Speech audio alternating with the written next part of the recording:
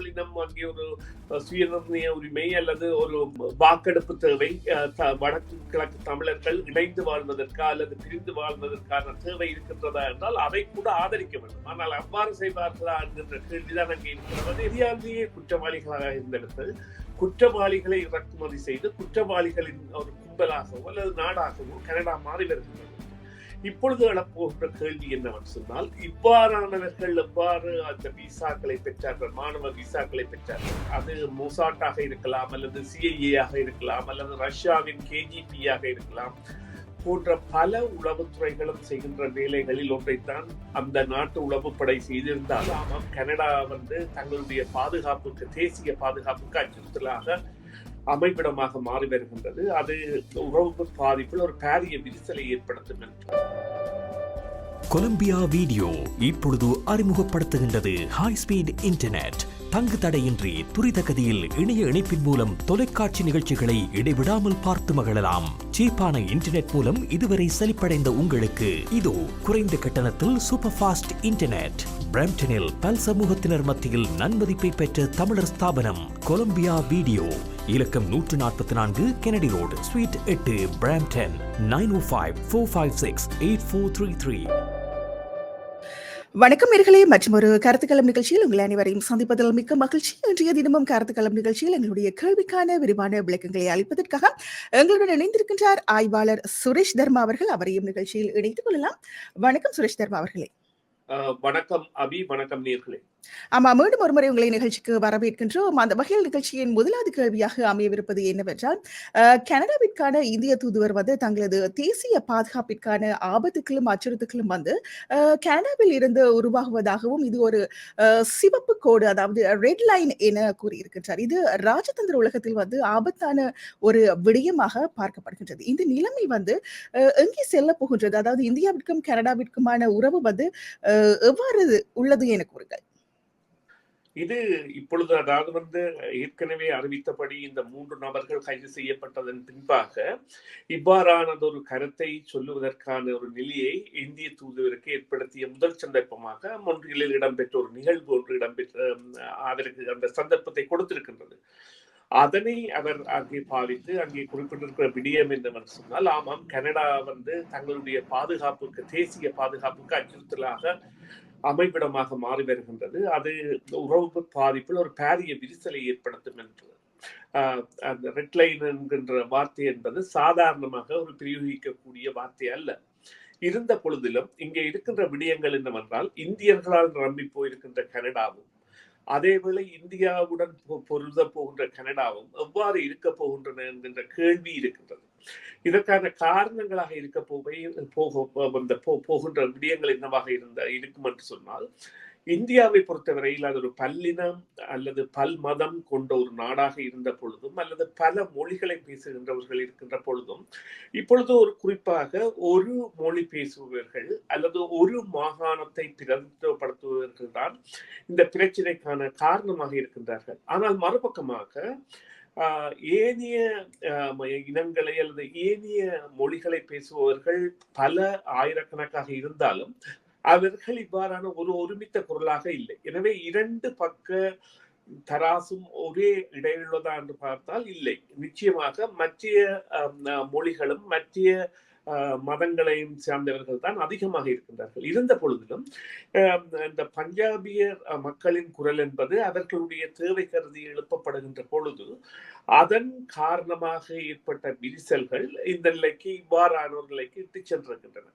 இந்த நிலையில் இந்தியா என்பது நிச்சயமாக பல நாடுகளைப் போலவும், அது மொசாட்டாக இருக்கலாம், அல்லது CIA ஆக இருக்கலாம், அல்லது ரஷ்யாவின் KGB ஆக இருக்கலாம், போன்ற பல உளவுத்துறைகளும் செய்கின்ற வேலைகளில் ஒன்றைத்தான் அந்த நாட்டு உளவுப்படை செய்திருந்தாலும், அவர்களுடைய பலம் என்பது இல்லாத காரணத்தாலும், அல்லது இரகசியம் காக்கின்ற தன்மைகள் இல்லாத காரணத்தாலும், அல்லது அவர்களால் தேவையான நடவடிக்கைகளை தங்களுடைய ஆயுததாரிகளையோ இல்ல பயிற்றுவிக்கப்பட்டவர்களையோ வைத்து மேற்கொள்ளப்படுவதற்கு மாறாக அவர்கள் கடைத்தெருவில் பொருட்களை வாங்குவது போல அடியாட்களை பயன்படுத்தி இந்த விவகாரத்தில் ஈடுபட்டதுதான் அவர்களை இன்றைய இந்த நிலைக்கு கொண்டு வந்து விட்டிருக்கின்றது. இதில் இந்தியா சம்பந்தப்பட்டிருக்கின்றதா என்றால் ஆம், இந்தியா சம்பந்தப்பட்டிருக்கின்றது. இந்தியா அதனை மறுதளிக்க போகின்றது. இந்தியாவை நியாயப்படி குற்றவாளியாக கனடாவால் முடியும் என்றால் அது கூட முடியாது. எவ்வளவுதான் நிரூபிக்கப்பட்டிருந்தாலும் இந்த விவகாரங்களில் பல மாறுதல்கள் ஏற்பட போகின்றன.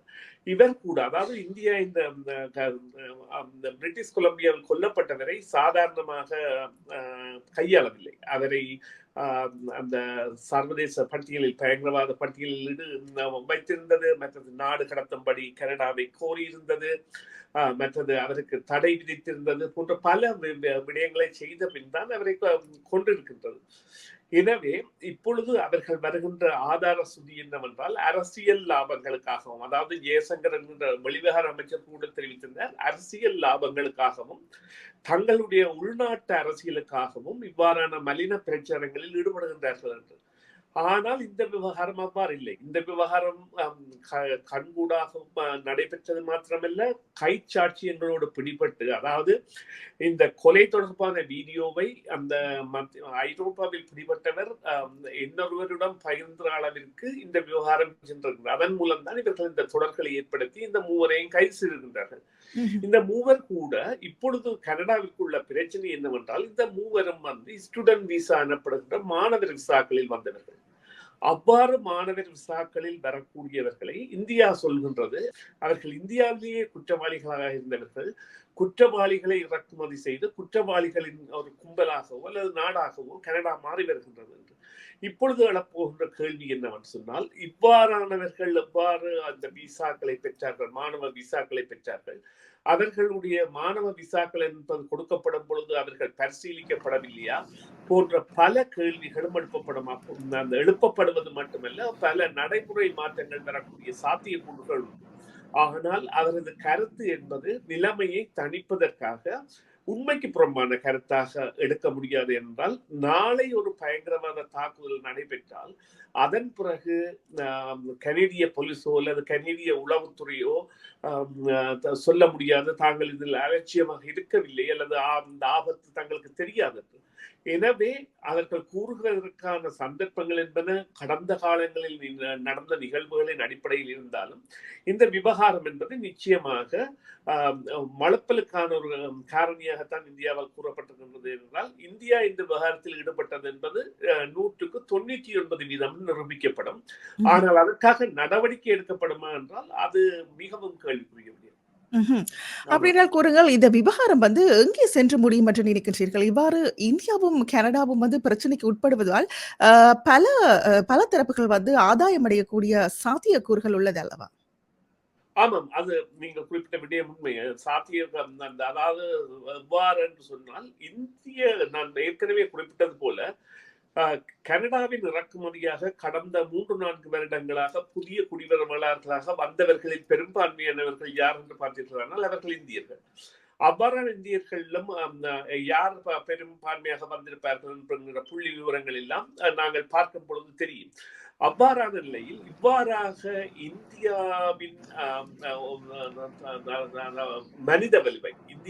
மனித வலிமை தங்களின் தேவைக்காக பயன்படுத்துவதற்காகவும், அதேவேளை தாங்கள் கொடுத்த இந்த விசாக்களை, மாணவ விசாக்களை அவர்கள் படிப்பதற்காக வந்த பலரும் தற்பொழுது வேலைகளில் ஈடுபட்டிருப்பதும், படிப்பு தொடர்பான நடவடிக்கை எதிலும் ஈடுபடாதது கூட பல இடங்களில் கண்டுபிடிக்கப்பட்டுத்தான் இப்பொழுது புதிய மாறுதல்கள் எல்லாம் வந்திருந்தன.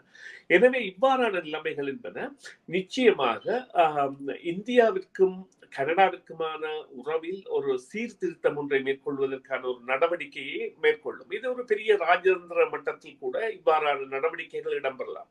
ஆனால் இப்பொழுது அமெரிக்காவோ அல்லது கனடாவோ இந்தியாவின் உளவுப்படை நடவடிக்கையை ஈரானுடனோ அல்லது சீனாவுடனோ ரஷ்யாவுடனோ தான் ஒப்பிடுமொழிய தாங்கள் செய்கின்ற நடவடிக்கைகளுடன் ஒப்பிடாது. தாங்கள் வேறு நாடுகளுக்கு சென்று செய்கின்ற நடவடிக்கைகள் போல ஒப்பிடாது.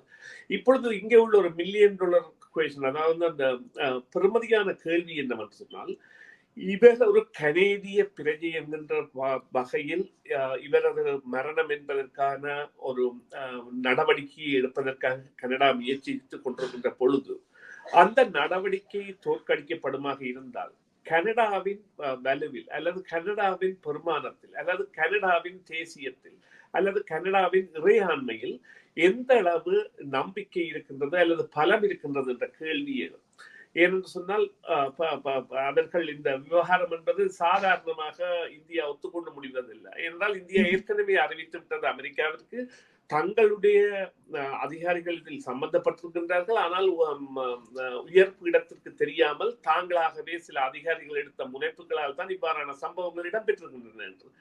எனவே இது ஒரு ஆரோக்கியமான முறையில் இதனை திருத்தத்திற்கு கொண்டு வருவதற்கும், அதே வேளை இப்பொழுது இங்கே கனடாவில் இந்த காலிஸ்தான் என்கின்ற கோரிக்கைக்கான இடத்தை அவர்கள் நிரந்தரமாக அல்லது தொடர்ச்சியாக கொடுப்பதன் மூலம் மீண்டும் ஒரு பிணக்கலுக்கு அதற்குரிய நடைமுறை சாத்தியம் இருக்கின்றதா இல்லையா என்பதை விடுத்து அதனை தங்களுடைய வாக்கு வங்கிகளுக்காக இவ்வாறான ஒரு நிலைக்கு அரசியல்வாதிகள் இட்டுச் செல்வார்களாக இருந்தால் அல்லது அதனை அவர்கள் ஒரு கட்டுப்பாட்டிற்குள் கொன்றாவிட்டால் நிச்சயமாக இது ஒரு மாறுபட்ட அணுகுமுறையை ஏற்படுத்தும் என்பதில் எந்தவித ஐயமும் இல்லை. இந்தியா நேரடியாகவே கனடாவில் இருந்து தவிர்த்து போவதான ஒரு நிலைப்பாட்டை எடுக்கக்கூடிய சந்தர்ப்பத்தை ஏற்படுத்தும். ஏனென்றால் இது இந்தியாவிற்கும் கனடாவிற்குமான பிரச்சனையாக நாங்கள் பார்க்க முடியாது என்றால் இதனால் ஆதாயம் பரம்போவது பஞ்சாபின் எல்லையாக உள்ள பாகிஸ்தான் இந்த நேரத்தில் அந்த எரிகிற தீயில் எண்ணெயை ஊற்றி விடுகின்ற வேலையை சாதாரணமாக செய்யலாம். அங்கே உள்ள சிறு குழுக்களுக்கு ஆயுதங்கள் போன்றவற்றை வழங்கி அவர்கள் மூலம் இந்தியாவில் ஒரு பதட்டத்தை ஏற்படுத்துவதோ அல்லது பஞ்சாப் பகுதியில் ஒரு பதட்டத்தை ஏற்படுத்துவது போன்றவை எல்லாம் இடம்பெறும் பொழுது அதன் பின்விளைவுகள் எவ்வாறு இருக்கும் என்கின்ற கேள்விகள் எல்லாற்றுக்குமான பதில் கனடாவின் நடவடிக்கைகளில் தான் தங்கி இருக்க போகின்றது. இப்படி இருக்க இந்த நிலைமை எவ்வாறு சீர்படுத்த முடியும் என்று நினைக்கின்றீர்கள்? இது தொடர்ச்சியாக இந்தியா மற்றும் கனடாவிற்கு ஒரு பிரச்சனையாக இருக்குமா? நிச்சயமாக இப்ப கனடா இந்தியா உறவில் யாருமே கை வைக்க முடியாது என்றால் அவ்வளவு உறவினர்களை கொண்ட இந்தியர்கள் கனடாவில் இருக்கின்றார்கள். கனடாவில் அவர்கள் பல ஆண்டுகளுக்கு முன்னர் வந்தவர்களாக இருக்கலாம் அல்லது சில ஆண்டுகளுக்கு முன்னர் வந்தவர்களாக இருக்கலாம். அவர்களது உறவு பாலங்கள் என்பன இணைக்கப்படுகின்றன. அவர்களுடைய தாய் தந்தையர்களுக்குரிய விசாக்கள் என்பன வழங்கப்படுகின்றன, உறவுகளுக்கான விசாக்கள் என்பன வழங்கப்படுகின்றன. எனவே அந்த தொடர் அலை என்பது எங்கேயுமே நிற்க போவதில்லை. ஆனால் மாறாக எவ்வாறு கனடா இந்த விடயத்தை கையாள போகின்றது அல்லது எவ்வாறான எதிர்கால நடவடிக்கைகள் அமைய போகின்றன என்பது ஒரு பெரிய கேள்விக்குரிய விடயமாக இருக்குமே என்று சொன்னால், கனடா இவ்வாறான ஒரு நடவடிக்கையை ஒரு இனத்திற்கு மாத்திரம் ஆதரிக்குமா அல்லது அதே நடவடிக்கை நாளை தமிழினம் அங்கே ஒரு சுயநிர்ணய உரிமை அல்லது ஒரு வாக்கெடுப்பு தேவை, வடக்கு கிழக்கு தமிழர்கள் இணைந்து வாழ்வதற்கா அல்லது பிரிந்து வாழ்வதற்கான தேவை இருக்கின்றதா என்றால் அதை கூட ஆதரிக்க வேண்டும். ஆனால் அவ்வாறு செய்வார்களா என்கின்ற கேள்விதான் அங்கே இருக்கின்றது. அதே போல முஸ்லிம்கள் பலஸ்தீனியர்களுடைய விவகாரத்தில் எவ்வாறு செயற்பட போகின்றது, ஏனைய இடங்களில் ரோஹிங்கிய விவகாரத்தில் எவ்வாறு செயற்பட போகின்றது என்பதெல்லாம் இங்கே கேள்விகள் ஆகின்றன. ஏனென்றால் ஒரு பிரஜைகளை முதற்தர பிரஜைகளாகவும் மற்ற பிரஜைகளை இரண்டாம் தர பிரஜைகளாகவும் நடத்தக்கூடிய சாத்தியக்கூறுகள் என்பது கனடாவை பொறுத்தவரையில் அறவே இல்லை.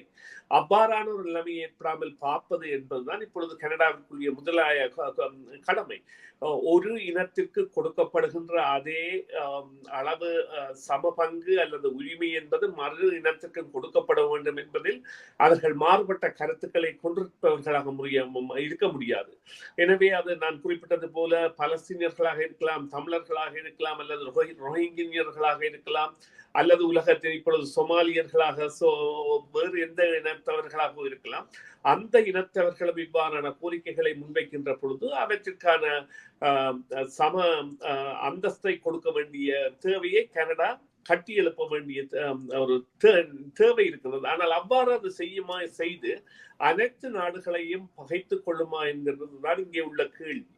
எனவே கனடாவின் வெளிவிவகார கொள்கை மற்றும் உள்நாட்டில் கனடா கொடுக்கின்ற சுதந்திரங்கள் போன்றவற்றில் பல கேள்விகளை எழுப்புவதற்கான ஒரு விடயமாக இந்த கொலை அமைந்திருக்கின்றது என்பதை தான் நான் இந்த நிகழ்ச்சியில் கூறலாம். ஆமாம், நன்றி சுரேஷ் தர்மா. அந்த தகவலுக்கு அந்த கேள்வி இறுதி கேள்வியாக அமைந்திருந்தது. இன்றைய தினமும் எங்களுடைய கேள்விக்கான விரிவான விளக்கங்களை அளித்தமைக்கு உங்களுக்கு நன்றிகளை தெரிவித்துக் கொள்கின்றோம். மற்றும் ஒரு நிகழ்ச்சியில் உங்களை சந்திக்கும் வரை நன்றி, வணக்கம். நன்றி அபி, நன்றி நேர்களே. மீண்டும் ஒரு நிகழ்ச்சியில் சந்திப்போம். சிஎம்ஆர் யூடியூப் சேனலில் இணைந்திருக்கும் நேர்கள் அனைவருக்கும் எமது நன்றி. காமெண்ட்ஸ் பகுதியில் உங்கள் கருத்துக்களை தெரிவிக்க தவறாதீர்கள்.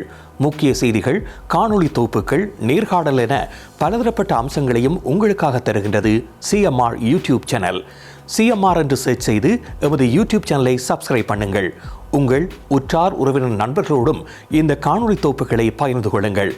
அருகில் இருக்கின்ற முக்கிய காணொளி தொகுப்புகளையும் தவறவிடாமல் பாருங்கள்.